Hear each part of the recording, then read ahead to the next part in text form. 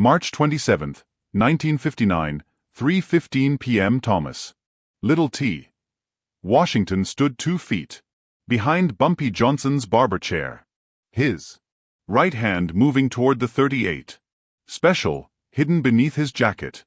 1 shot. That's all it would take. Back of the head, dead before the barber could drop his razor. 6 years. That's how long Little T had been Bumpy's shadow, his bodyguard, his brother.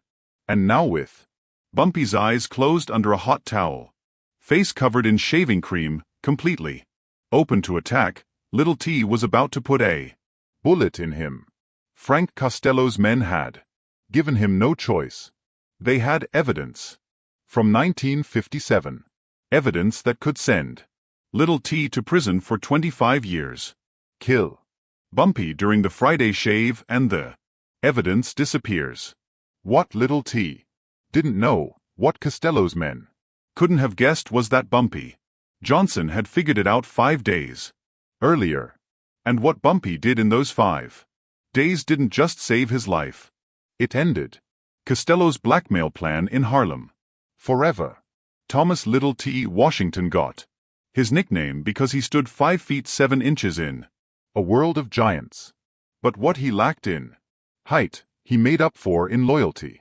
Since 1953, Little T had been Bumpy's driver, bodyguard, and shadow. Where Bumpy went, Little T followed, 3 steps behind, eyes scanning, hand always near his gun. Every Friday at 3 p.m. Bumpy Johnson walked into Ace of Spades barbershop on 135th Street for his weekly shave. Little T took his position 2 feet behind the chair, watching the door, watching everyone who came close.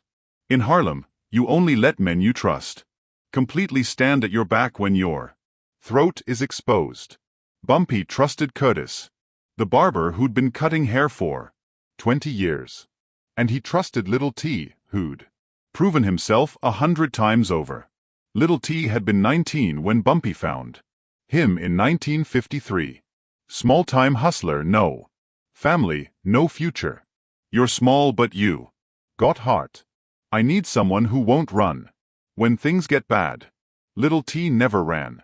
August 1957. Little T saw a man hitting a woman outside the Cotton Club. He pulled him off. The man pulled out a knife.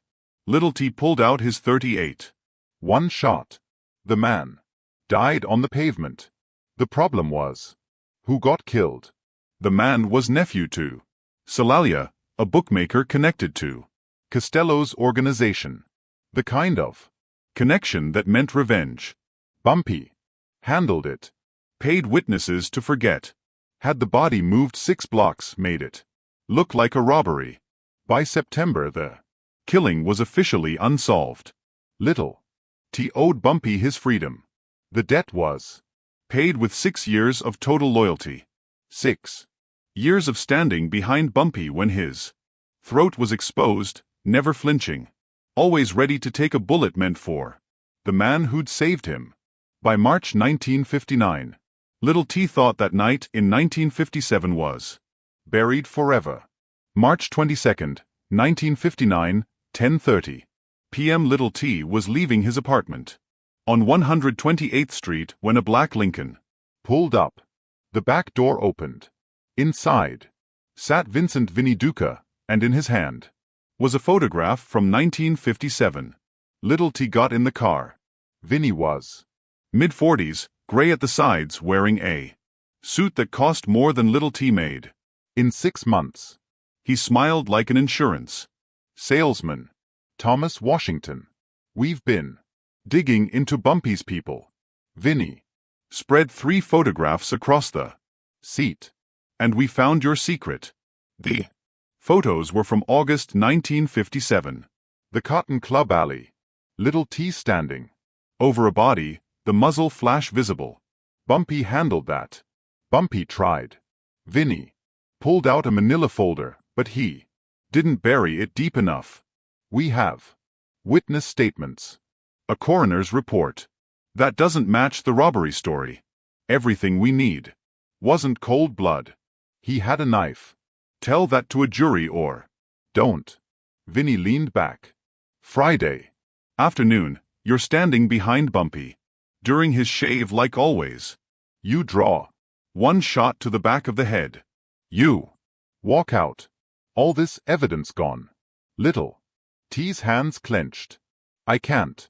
You will. Because if you don't, we give everything to the cops. 25 years minimum. Vinny pulled out another photo. 3 men. Hard faces. Or we give it to the family. Let them handle it the old way. Vinny gathered the photos. You have until Friday 3 p.m. stand behind Bumpy or stand in front of a judge. Little T got out without speaking. 5 days to decide. March 23, 1959.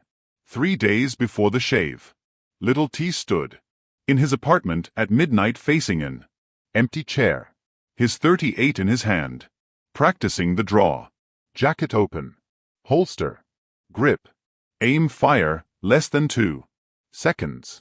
If he hesitated, if anyone saw the gun before he pulled the trigger, he was dead. He practiced for 2 hours. His hand kept shaking. Little T couldn't sleep, couldn't eat. By Thursday morning, he'd lost 8 pounds. His eyes were bloodshot. Thursday, 9 a.m. Little T picked up Bumpy for 3 meetings across Manhattan.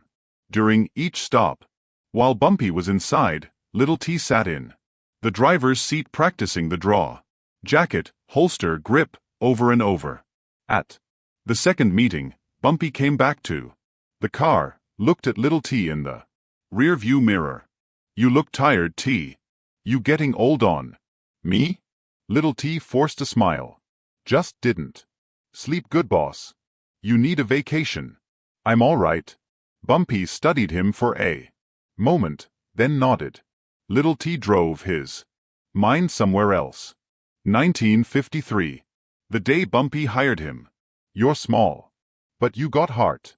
After the killing, Bumpy sitting him down at Small's Paradise. Your family now. Family protects family. This never happened. 6 years of brotherhood, 1 trigger pull. Thursday night. Little T wrote a letter to his mother. If something happens to me, know that I did what I had to do. He didn't send it. He folded it, put it in his jacket pocket, stared at the wall until dawn. Friday morning, March 27th. Little T woke at 5 a.m. The .38 was on his nightstand. He stared at it for an hour. 2:45 p.m. He picked up Bumpy. They drove to 135th Street in silence. Little T's hands gripped the wheel so tight his knuckles turned white. Bumpy broke the silence. You sure you're all right? Little T met his eyes in the mirror. Yeah, boss. I'm good. At 3:15 p.m., Bumpy settled into the barber's chair at Ace of Spades. Little T took his position 2 feet behind the chair. What Little T couldn't see from where he stood was the look on Bumpy's face. It wasn't fear. It was patience. What Little T didn't know as his hand moved toward his gun was that Bumpy Johnson had heard every word of his conversation with Vinny Duca. March 22, 1959. 10:15 p.m. 15 minutes before Vinny picked up Little T, Illinois. Gordon, Bumpy's most trusted associate, had been following Costello's operations for 3 weeks. When Gordon saw Vinny's black Lincoln parked outside Little T's building, he got suspicious. While Vinny sat waiting, Gordon walked past the car casual, dropped his keys near the rear tire, bent down. 45 seconds. That's all it took to slip the listening device under the backseat. By 11:30 p.m., Gordon was in Bumpy's office at Small's Paradise Jazz Club playing the recording. Bumpy listened to the entire conversation, the photos from 1957, the threat of prison, the offer, the deadline. He listened without moving, his face showing nothing. When the recording ended, Gordon looked at him. You want me to handle Little T? Tonight? No. Boss. He's going to try to kill you. Bumpy leaned back. Maybe not. Either way, I need to know what he'll choose. And Costello needs to learn you can't blackmail loyalty. Over the next 5 days, Gordon had Little T followed, reported everything. Little T practicing the draw, losing weight, losing sleep, standing outside the club. Thursday night before walking away. Thursday night, Bumpy made his decision. I'm keeping the Friday appointment. Same time, same place. Gordon stared at him. You're going to let him try? Bumpy stood, adjusted his hat. I'm going to let him choose. Then I'll deliver my verdict. March 23, 1959. 9 a.m. While Little T was practicing his draw, Bumpy Johnson was erasing the past. Bumpy's first question to Illinois Gordon. How did Costello get evidence from a killing eye buried 2 years ago? Gordon found the answer in 36 hours. A witness named Jerome Parker. Jerome had been walking past the Cotton Club alley that night. He'd taken photos with a stolen camera. 3 clear shots of Little T standing over the body. Jerome never came forward. In 1957. Too scared, but he kept the photos. March 1959. Costello's people came asking. Jerome sold them the photos for $2,000. Gordon tracked Jerome to a rooming house in the Bronx. March 24, 2 p.m. Bumpy knocked on Jerome's door. Brought $10,000 cash.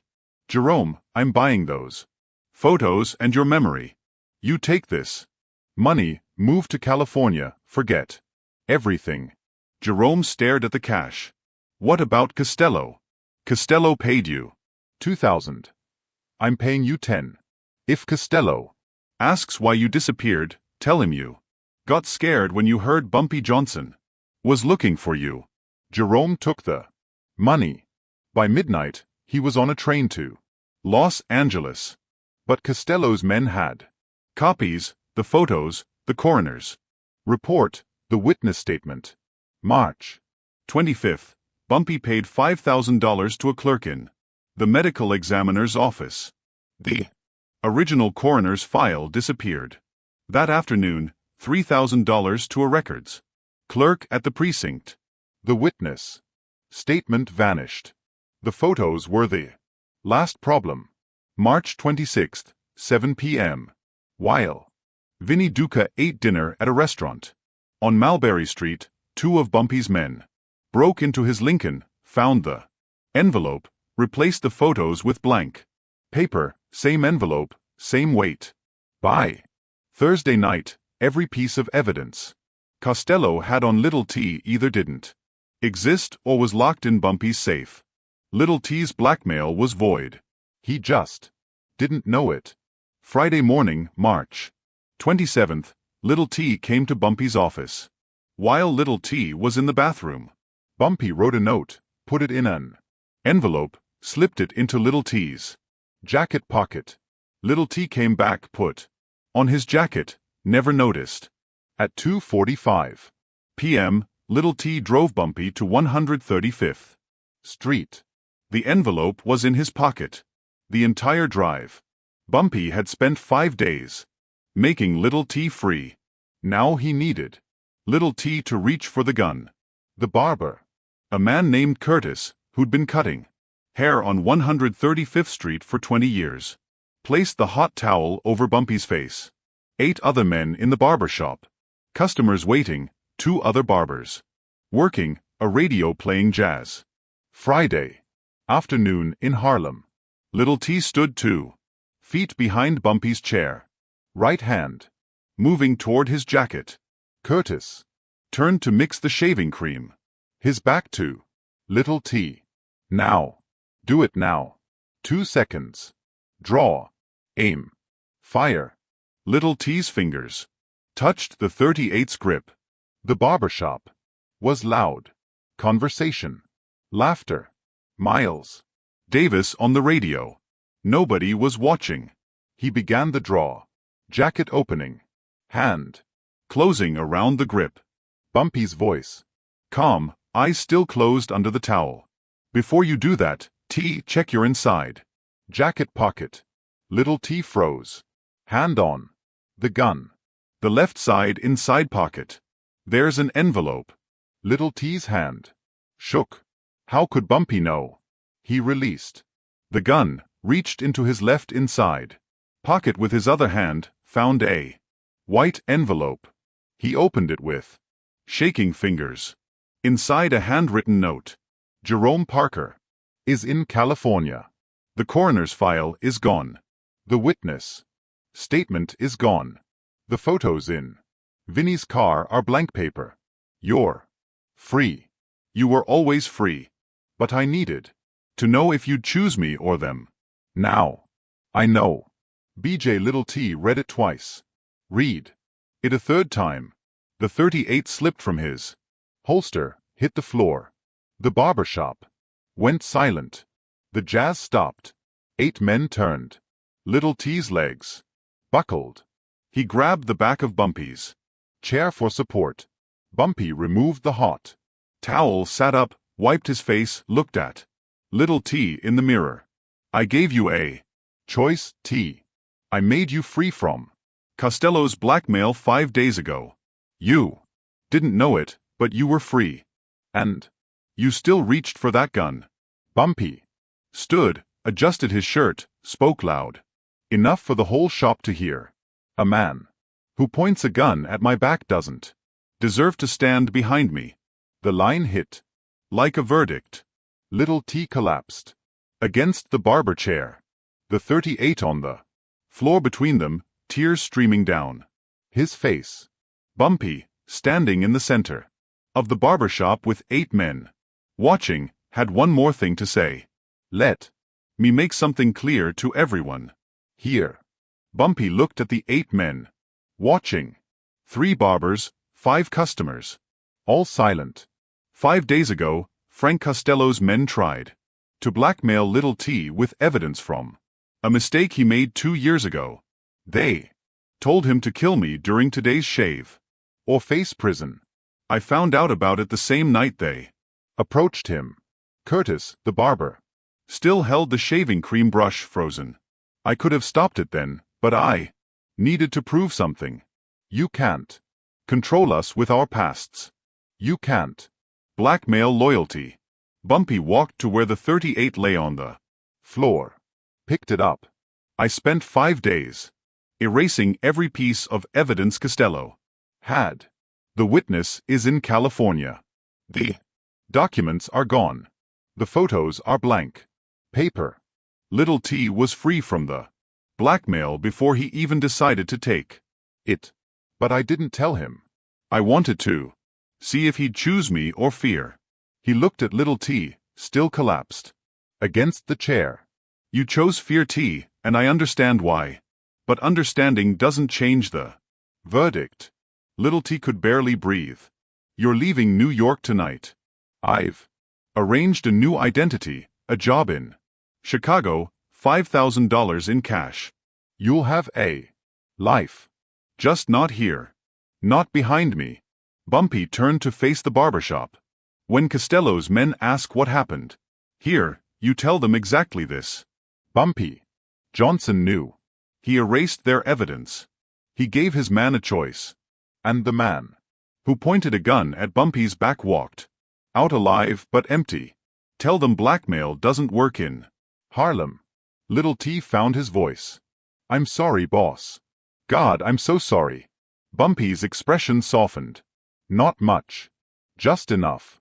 I know you are. That's why you're breathing.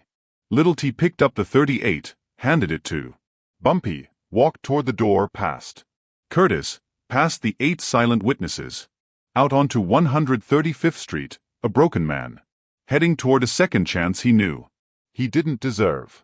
Within 2 hours, everyone in Harlem knew what happened at Ace of Spades.